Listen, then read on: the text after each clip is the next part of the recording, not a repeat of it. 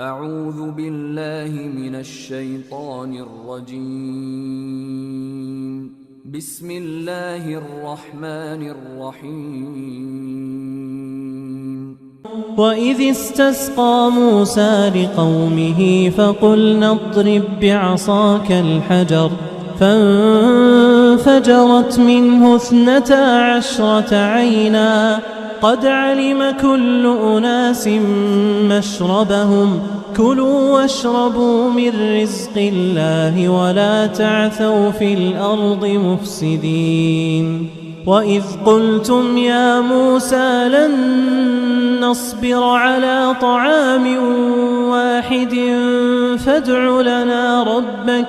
فادع لنا ربك يخرج لنا مما تنبت الأرض من بقلها وقثائها وفومها وعدسها وبصلها قال أتستبدلون الذي هو أدنى بالذي هو خير اهبطوا مصرا فإن لكم ما سألتم وضربت عليهم الذلة والمسكنة وباءوا بغضب من الله ذلك بأنهم كانوا يكفرون بآيات الله ويقتلون النبيين بغير الحق ذلك بما عصوا وكانوا يعتدون.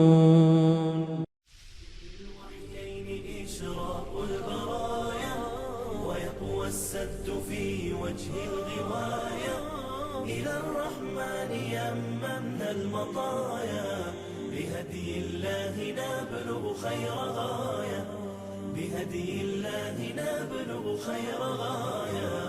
كتاب الله منهل كل ضامن ومورد من تعطش للهداية وسنة أحمد مسك الختام سراج النور من جمع المزايا هما النبعان الصافيان لذي البرايا هما الأصلان الثابتان هما الكفاية هما المصباح في ظلم الخطايا تزود منهما تنل العطايا تزود منهما تنل العطايا وتؤتى من معين الحق حكمة وتحيا بالجميل من السجايا وتملك في بيان الحق حجة تزودك المنافع والوصايا هما عن خوض ثرثرة الملاهي وعن لهو الحديث لك الكفاية هما الأصلان منهجنا وإنا عليه من الحياة إلى المنايا.